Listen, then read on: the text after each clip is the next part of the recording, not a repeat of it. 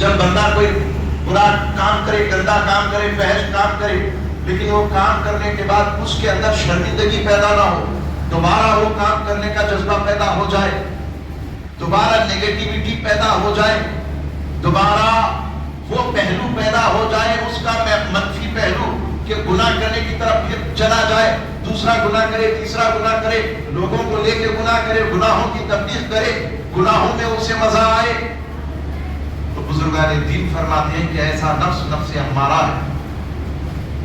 حضرت عبداللہ شاہ نقشبندی رحمۃ اللہ علیہ اس حدیث کی تخریج کرتے ہیں کہ حضرت ابو ہریرہ رضی اللہ تعالیٰ عنہ نے حضور سے پوچھا، یا رسول اللہ دنیا کیا ہے؟ حضور علیہ السلام نے ہاتھ تھاما اور انہیں لے گئے ایک کچرے دان میں، کچرے دان کی طرف، ایک کچرے دان کی طرف، کچرا کوڑی کی طرف، جہاں پر پورا محلہ کچرا ڈالتا تھا، وہاں لے گئے حضور، اور جا کر کے وہاں دیکھا، وہاں پر جو ہے بہت انتہائی بربادی کا منظر ہے، انتہائی بربادی کا منظر ہے، اور انتہائی گندی بدبو آ رہی ہے، وہاں سے بدبو آ رہی ہے، وہاں کھڑا ہونا مشکل ہے۔ حضور فرماتے یہ دنیا ہے، یہ نفس امارہ ہے، یہ دنیا ہے، اور جو مکھیاں اس پر بیٹھ رہی ہیں، جو مکھیاں اس پر بیٹھ رہی ہیں، ان کی مثال ایسی ہے کہ جیسے لوگ گناہوں پہ جا کے بیٹھے، کلبوں میں بیٹھنے والے، جوئے خانوں میں بیٹھنے والے، شراب کے اڈوں میں بیٹھنے والے، گنہگاروں کی جگہوں پہ، گناہگاروں کی صحبت میں بیٹھنے والے، یہ ایسے لوگ ہیں، سینما تھیٹرز میں بیٹھنے والے، یہ ایسے لوگ ہیں میرے دوستوں، میرے عزیزوں، کہ کچرا کنڈی میں جا کر غلاظت پر جب مکھی بیٹھی ہے، یہ اس مکھی کی مالک ہے، یہ اس مکھی کی مالک ہے۔ بزرگان دین فرماتے ہیں لیکن ایک مکھی اور ہے، لیکن ایک مکھی، اللہ نے ایک ہی طرح کی مکھی بنائی ہے کیا؟ ایک مکھی اور ہے جو شہد کی مکھی ہے، اللہ نے اس کا بھی ذکر قرآن مجید میں کیا ہے، سبحان اللہ، شہد کی مکھی ہے، آپ اسے لے جائیں کچرے دان میں، آپ اسے لے جائیں غلاظت میں، ہرگز ادھر منہ نہیں لگائے گی، اس کا منہ جا کر کے صرف پھولوں میں لگے گا، وہ پھولوں میں جا کر کے بیٹھے گی، پھولوں کا رس چوسے گی، اور اس کے بعد اپنے چھتے میں جا کر ایسا شہد بنائے گی کہ جس سے شفا ہوگی۔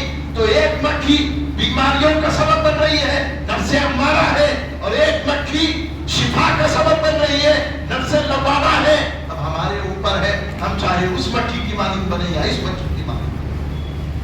اللہ کے ذکر کی محفلوں میں بیٹھنے والے شہد کی مکھیوں کی مانند، یہ پھولوں میں آ کے بیٹھے، نہ جانے کتنے فرشتے آج ہمارے آس پاس بیٹھے ہو، ہم پھولوں میں آ کے بیٹھ گئے۔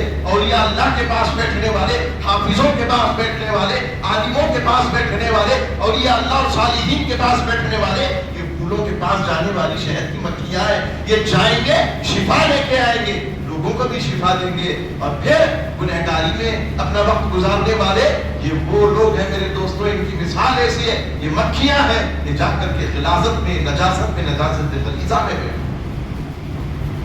یہ نفس امارہ ہے جو دنیا میں جا کر کے بیٹھتا ہے۔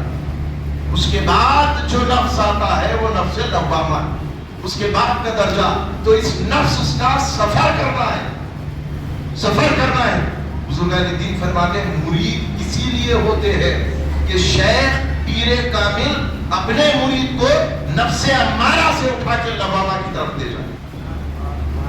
نیمبو، ناریل، توڑگا موڑگا اس لیے مرید نہیں ہوتے لوگ، بزرگان دین اس لیے مرید نہیں کر سکتے۔ بھاوت چاہتی ہے ننت سے چھٹکارا، ننت چاہتی ہے بھاوت سے چھٹکارا، دونوں گئے اور ایک ہی شیخ کے مرید ہو گئے۔ اب شیخ پھنس گئے، کس کو کس سے چھٹکارا دلاؤں؟ یہ پیری مریدی کا مقصد ہی نہیں، پیری مریدی کا مقصد یہ نہیں ہے۔ اگر یہ مقصد ہوتا تو حضور غوث اعظم نہ مرید ہوتے نہ مرید کرتے، حضرت غریب نواز نہ مرید ہوتے نہ مرید کرتے، بابا شرف الدین سہروردی مرید ہوتے۔ 1400 سال کی تاریخ اسلام اٹھا کر کے دیکھو، خدا کی قسم کوئی ولی ایسا نہیں ہے جو کسی پیر کا مرید رہا۔ سفر طے کیا کہاں سے؟ نفس عامہ، نفس امارہ سے۔ سفر ہر کوئی نفس امارہ میں نہیں رہتا، نفس عامہ میں رہتا، گرتا ہے اسفل سافلین، گرتا ہے نفس امارہ میں۔ اور شیخ کامل وہ ہوتا ہے کہ اسے نفس امارہ سے اٹھا کر نفس لوامہ میں لے جاتا ہے، اور نفس لوامہ میں وہ جاتا ہے تو وہ دیکھتا ہے نفس لوامہ کیا ہے. اگر بالفرض گناہ ہو بھی جائے اپنے آپ پر اتنی ملامت کرتا ہے، اتنی ملامت کرتا ہے کہ اس کے بعد شیطان ڈر کے اس کو بھٹکاتا بھی نہیں. روایت میں ہے کہ حضرت ابو ہریرہ رضی اللہ تعالیٰ عنہ یا کوئی اور صحابی ہے، یہ حضور کی بارگاہ میں عرض کرتی ہے حضور فجر کی نماز میں نہیں اٹھا میں، فجر کی نماز میں نہیں اٹھا میں، اللہ اکبر. لیکن اس قدر روئے، اس قدر روئے کہ آپ کی گریہ و زاری نے آپ کے درجات بلند فرما دیے. آپ کی گریہ و زاری نے آپ کے درجات بلند فرما دیے. دوسرے دن سے شیطان نے آپ کو فجر میں نہ اٹھانا چھوڑ دیا، کیونکہ اگر نہ اٹھاؤں تو اور قریب جائے گا اللہ. اس کو کہتے ہیں اپنے آپ پر ملامت کر. ہماری اور آپ کی فجر گئی تو گئی کیا ہے، ظہر گئی تو گئی، کیا ہوا، کیا کرنے کا ہے. یہ جو ہے یہ نفس امارہ ہے. لیکن جب بندہ نفس لوامہ میں پہنچا تو ایک گناہ صغیرہ بھی اسے گناہ کبیرہ نظر آتا ہے، اور سچی توبہ کرتا ہے. اور اس کے بعد ایک آخری نفس ہے جسے نفس مطمئنہ کہا جاتا ہے، جہاں پر نفس مطمئن ہو جاتا ہے. اور مطمئن ہونے کی اس کی کیفیت یہ ہوتی ہے راضیۃ مرضیہ، کہ اللہ اس سے راضی ہو گیا اور وہ اللہ سے راضی ہو گیا.